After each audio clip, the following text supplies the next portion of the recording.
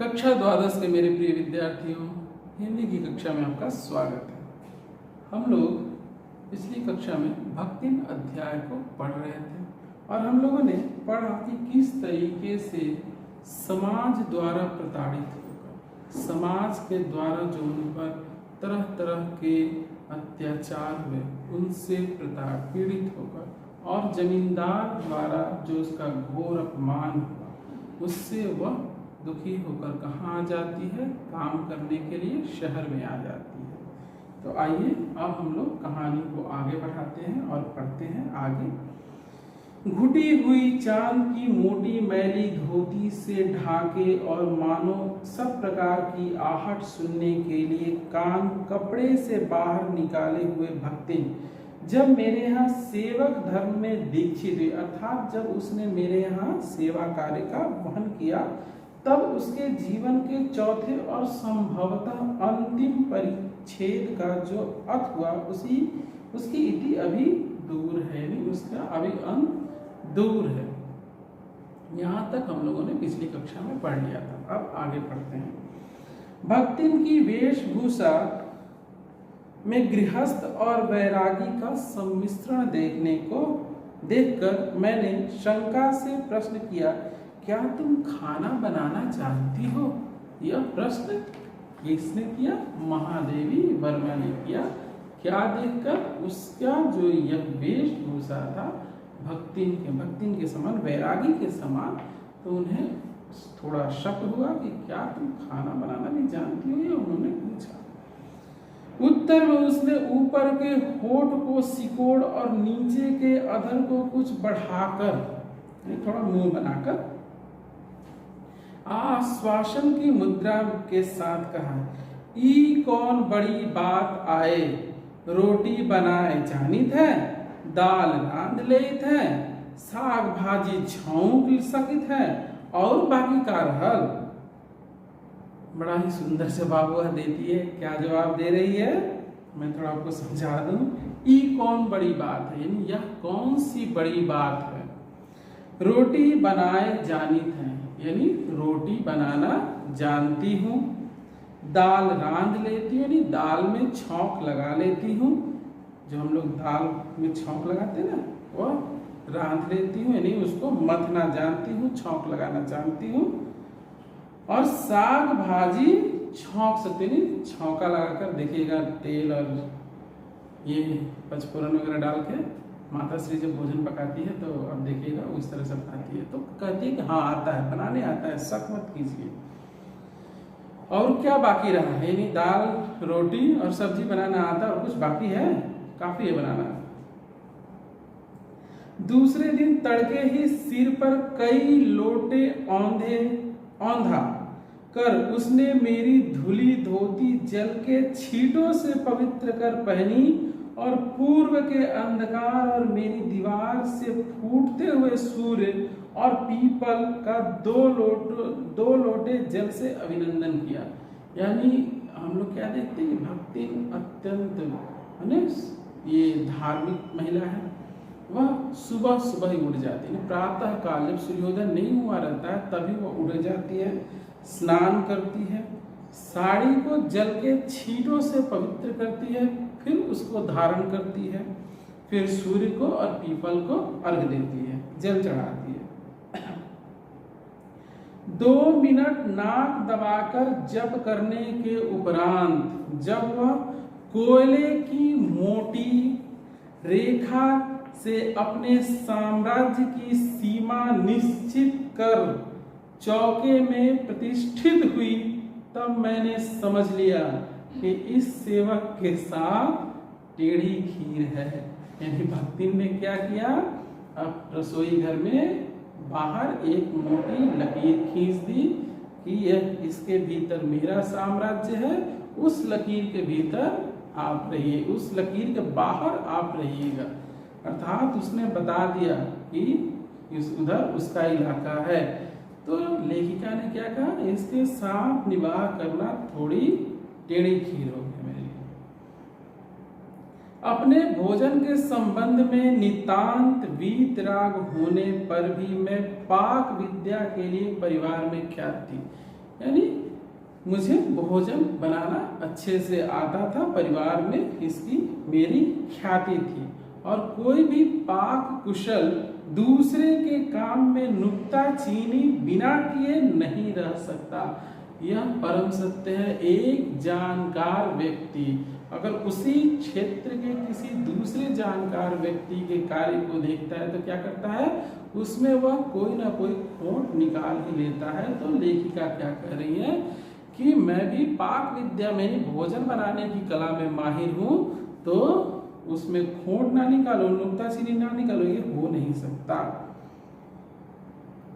पर जब छूत पाक पर प्राण देने वाले व्यक्तियों का बात बात पर भूखा मरना स्मरण हो आया और भक्तिन की शंकाकुल दृष्टि में छिपे हुए निषेध का अनुभव किया, तब कोयले की रेखा मेरे लिए लक्ष्मण के धनुष से खिंची हुई रेखा के सामने दुर्लभ हो उठी। यानी मैं उसे लांघ नहीं सकती। जब मुझे यह आभास हुआ कि भक्तिन उस तरह की व्यक्तित्व है जो किसी भी तरीके से हार मानने वालों में से नहीं है। निरुपाय अपने कमरे में बिछौने में पड़कर नाक के ऊपर खुली हुई पुस्तक स्थापित कर मैं चौके में पीढ़े पर आसीन अनाधिकारी को भूलने का प्रयास करने लगी। यानी मेरे ही रसोई से मुझे निकाल दिया गया, यानी मुझे वहां प्रवेश नहीं दिया जा रहा। तो लेखिका ने क्या किया, अपने कमरे में चली गई और अपने मुंह पर किताब रखकर उस बात को भुलाने की चेष्टा करी कि मेरे ही रसोई में अनाधिकार कब्जा कर लिया गया है। भोजन के समय जब मैंने अपनी निश्चित सीमा के भीतर निर्दिष्ट स्थान ग्रहण कर लिया, तब भक्तिन ने प्रसन्नता से लबालब दृष्टि और आत्मतुष्टि से आप्लावित मुस्कुराहट के साथ मेरी फूल की थाली में एक अंगुल मोटी और गहरी काली चित्तीदार 4 रोटियां रखकर उसे टेढ़ी कर गाढ़ी दाल परोस दी। आप लोग सोच सकते हैं कि लेखिका अच्छा भोजन बनाना जानती थी और अच्छा भोजन भी करती थी, परंतु उनके सामने क्या परोसा जा रहा है, मोटी मोटी चित्तीदार रोटियां, यानी आधी जली हुई रोटियां। चित्ती कब पड़ जाती है रोटी में, जब वह थोड़ी जल जाती है। तो उस तरह की रोटी, और खाने में चूंकि वह थोड़ा ये थी, महीन थी लेखिका, वो क्या देख रही कि गाढ़ी गाढ़ी दाल परोस दी।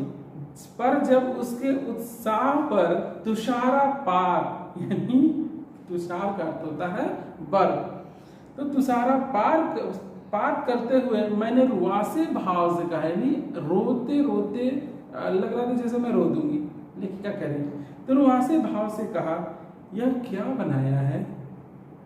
तब वह हदबुद्धि हो गई, ये कैसा प्रश्न है, मैंने तो भोजन बनाया है। भक्तिन ने क्या सोचा, ये कोई प्रश्न हुआ, मैंने भोजन बनाया है भाई, रोटी ही बनाई है और दाल बनाया है। अब भक्तिन को क्या पता कि लेखिका को कैसा भोजन प्रिय है। वह तो गांव में जिस तरीके से भोजन करती थी उसी तरीके से उसने भोजन बना दिया। गांव में लोग उतने खाने में महीन नहीं होते। महीन कहने का अर्थ है कि वो खाने में उतना नानुकुर नहीं करते, जो भोजन सामने आ जाए ग्रहण कर लेते हैं। मैं जब गांव में रहता था तो मैंने भी देखा है कि रोटियां मोटी मोटी होती हैं। जब मेरी दादी रोटी बनाती थी तब मैं देखता था कि माँ की बनाई हुई रोटी और दादी की बनाई हुई रोटी में काफ़ी अंतर है। माँ की रोटी पतली होती थी और दादी की रोटी लगता था कि 3-4 लोई का आटे मैंने रोटी है वो आटे की। तो दादी का कहना था कि ये कोई रोटी है, ये पतली पतली कागज की तरह कोई रोटी है।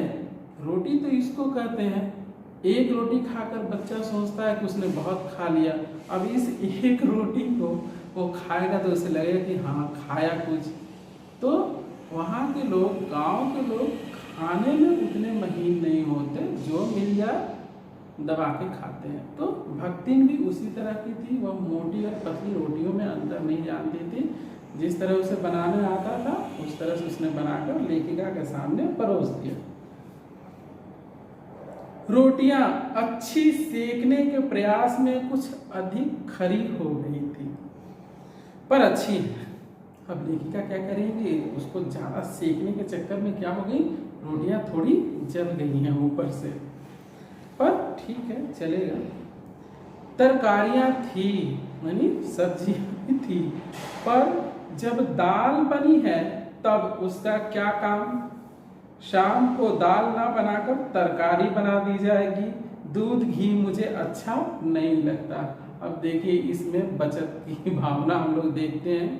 गांव में चूंकि उतना पैसा नहीं होता, लोग गरीब होते हैं, थोड़े किफ़ायती होते हैं, तो भक्ति क्या करिए कि अब दाल बनी है तो फिर तरकारी की क्या जरूरत है, और तरकारी बनी है तो फिर दाल की क्या जरूरत, दोनों में से कोई एक खा लो, काम चल जाएगा। और चूंकि लेखिका दूध घी इन सब चीज़ों को नहीं खाती तो उन्हें अच्छा नहीं लगता था। अब दाल और रोटी कोई सूखे कैसे खा सकते, या केवल दाल रोटी, तो लेखिका को थोड़ा अजीब लगा। ना हो, अच्छा दूध घी मुझे अच्छा नहीं लगता, नहीं तो सब ठीक हो जाता। नहीं, अगर मुझे दूध घी अच्छा लगता खाने में तो थोड़ा दूध ले लेती, या ऊपर से रोटियों पर थोड़ा घी लपेट देती तो थोड़ा वो मुलायम हो जाती। अब ना हो तो अमचूर और लाल मिर्च की चटनी पीस ली जाए। चलो लाल मिर्च की चटनी पीस लिया जाए। उससे भी काम न चले तो वह गांव से लाई हुई गठरी में से थोड़ा सा गुड़ दे देगी। यानी वो अपने गांव से क्या लाई थी, वही काले काले गुड़ जो हम लोग पिछली कक्षा में बात कर चुके हैं, तो उसमें से थोड़ा सा गुड़। गांव में देखिएगा लोग गुड़ और रोटी खाना पसंद करते हैं, और मैंने भी बचपन में खाया, अच्छा लगता है, गरम गरम रोटी और गुड़ खाने में अच्छा लगता है। तो वो गुड़ दे देगी। और शहर के लोग क्या, काला बत्तू खाते हैं। फिर वह कुछ अनाड़िन या फुहर नहीं, यानी वो अनाड़िन या फुहर नहीं है। मैंने पहले ही कहा कि जिस तरीके से हम लोग रहते हैं उसी तरीके का आचरण नहीं करते हैं। गांव में वो जिस तरह से रही है, बेचारी के साथ जो अत्याचार हुए हैं, उसे मोटी मोटी रोटियां ही खाने को मिलती थी, उसी तरह की गाढ़ी गाढ़ी दाल खाने को मिलती थी, दूध दही उसे खाने को मिलता नहीं था क्योंकि उसके घर वाले उसको देते नहीं थे। तो जैसा उसने माहौल देखा है, जैसे वो जीवन जी है, उसी तरह का वो आचरण कर रही है। उसने ससुर, पितिया ससुर, अजिया सास आदि ने उसकी पाक कुशलता के लिए न जाने कितने मौखिक प्रमाण दे डाले हैं। वो क्या कहती है कि आपको ही मेरा खाना अच्छा नहीं लगता, वरना मेरे पितिया ससुर, अजिया सास ससुर सब मेरी पाक विद्या के बहुत बड़े प्रशंसक रहे हैं। कि मैं ऐसा भोजन बनाती हूँ कि सारे लोग मेरी प्रशंसा करते थे कि वाह भक्तिन क्या खाना बनाती है। भक्तिन के इस सार गर्भित लेक्चर का प्रभाव यह हुआ कि मैं मीठे से विरक्ति के कारण, बिना गुड़ के, और घी से अरुचि के कारण रूखी दाल से एक मोटी रोटी खाकर बहुत ठाठ से यूनिवर्सिटी पहुंची और न्याय सूत्र पढ़ते पढ़ते शहर और देहात के जीवन के इस अंतर पर विचार करती रही। चलिए, अब सामने कोई चारा भी नहीं है कि भूखे पेट रहा भी नहीं जा सकता, तो लेखिका ने एक रोटी और थोड़ी सी दाल, क्योंकि मीठा तो उन्हें अच्छा नहीं लगता था और घी दूध भी उन्हें अच्छा नहीं लगता था, तो एक रोटी और दाल खाकर इसी तरीके से वह यूनिवर्सिटी पहुंची। और वहाँ न्याय शास्त्र के साथ साथ पढ़ाते हुए वो सोचती रही किसके बारे में, ग्रामीण और शहरी जीवन के बारे में, कि क्या अंतर है। अलग भोजन की व्यवस्था करनी पड़ी थी, यानी भक्तिन के रहते हुए भी उनको अलग भोजन की व्यवस्था करनी पड़ी थी। अपने गिरते हुए स्वास्थ्य और परिवार वालों की चिंता निवारण के लिए। अब देखिए, आदमी को अगर अच्छा भोजन ना मिले, उसको अच्छा खाना ना मिले, उसके मन के अनुसार भोजन ना मिले, तो उसका स्वास्थ्य तो गिरेगा ही ना। तो अब लेखिका कितने दिन उपवास कर सकती थी, या कितने दिन ना खा के रह सकती थी, या कितने दिन वह कम खा के रह सकती थी। तो उन्होंने क्या किया, अपने लिए थोड़े अलग खाने की व्यवस्था उन्होंने कर ली। किस लिए, ताकि परिवार वालों की जो उनके प्रति चिंता थी उसका निवारण हो सके, और उनका जो स्वास्थ्य गिर रहा था इस कारण से वह भी ठीक हो सके। पर प्रबंध ऐसा हो गया कि उपचार का प्रश्न ही खो गया। इस देहाती वृद्धा ने जीवन की सरलता के प्रति मुझे इतना जागृत कर दिया था कि मैं अपनी असुविधाएं छिपाने लगी। सुविधाओं की चिंता करना तो दूर की बात है, नहीं, मैं उससे अपनी असुविधाएं और सुविधाएं सब छिपाने लगी। क्यों? क्योंकि वह इतनी मेरे प्रति ये थी कि अनुरक्त थी कि वह इन सब चीज़ों को समझती नहीं थी कि मुझे किस तरह का भोजन चाहिए, कैसे आराम चाहिए, वह ये सब नहीं जानती थी। इसके अतिरिक्त भक्तिन का स्वभाव ही ऐसा बन चुका है कि वह दूसरों को अपने मन के अनुसार बना लेना चाहती है, नहीं, सब उसके अनुसार आचरण करे। यह उसमें ऐसा गुण था उसमें, पर अपने संबंध में किसी प्रकार के परिवर्तन की कल्पना तक उसके लिए संभव नहीं थी। अर्थात वह क्या चाहती थी कि सब उसके जैसा बन जाए, सब उसके अनुसार अपने जीवन में परिवर्तन करे, लेकिन वह अपने भीतर किसी भी तरह का कोई परिवर्तन नहीं कर सकती थी। इसी से आज मैं अधिक देहातीन हूं, पर उसे शहर की हवा नहीं लग पाई।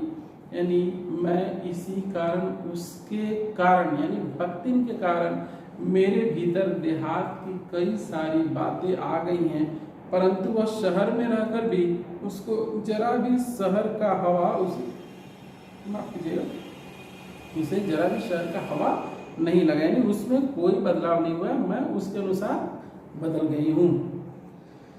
मकई का रात को बना दलिया, अब सोचिए, मकई जो लेखिका नहीं खाती थी, तो मकई का बना दलिया सवेरे मट्ठे से सोंधा लगता है, यानी उसमें मट्ठा डाल दिया जाए तो वो खाने में सोंधा लगता है। बाजरे के तिल लगाकर बनाए हुए पुए गरम कम अच्छे लगते हैं, यानी कम गरम अच्छे लगते हैं। ज्वार के भुने हुए भुट्टे के हरे दानों की खिचड़ी स्वादिष्ट होती है।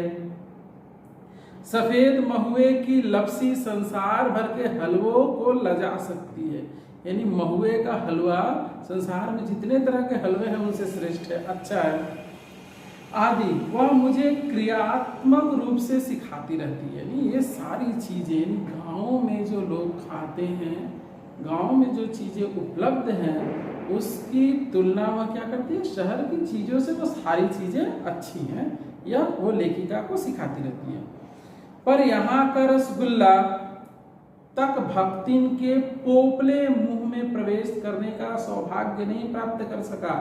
यानी शहर में आकर भी यहाँ जो रसगुल्ला मिलता है, आज तक उसके पोपले, नहीं दांत उसके क्या थे, पोपले, दांत जब नहीं रहते तो उसको हम लोग कहते हैं पोपले मुंह, तब मुंह थोड़ा ये हो जाता है, तो आज तक उसके मुंह में रसगुल्ला तक नहीं गया, नहीं उसने चखा तक नहीं है, सोचिए। अब बाकी वो अपने देहात की सारी चीजें लेखिका को खिला देती है। मेरे रात दिन नाराज होने पर भी उसने साफ धोती पहनना नहीं सीखा, पर मेरे स्वयं धोकर फैलाए हुए कपड़ों को भी वह तह करने के बहाने सिलवट्टों से भर देती है कि मैं इसे मोड़ कर रख देती हूँ, इतना मोड़ छोड़ देती है कि उसमें सिलवट्टे पड़ जाती हैं। मुझे उसने अपनी भाषा की अनेक दंत कथाएं कंठस्थ करा दी हैं, पर पुकारने पर वह आए के स्थान पर जी कहने का शिष्टाचार भी नहीं सीख सकी। यानी जब मैं उसे पुकारती भक्तिन तो क्या कहती, आए, वह जी कभी नहीं कहती, यानी वह नहीं सीख पाई। इसी के साथ मिलते हैं अगली कक्षा में और पढ़ते हैं भक्तिन का बाकी भाग।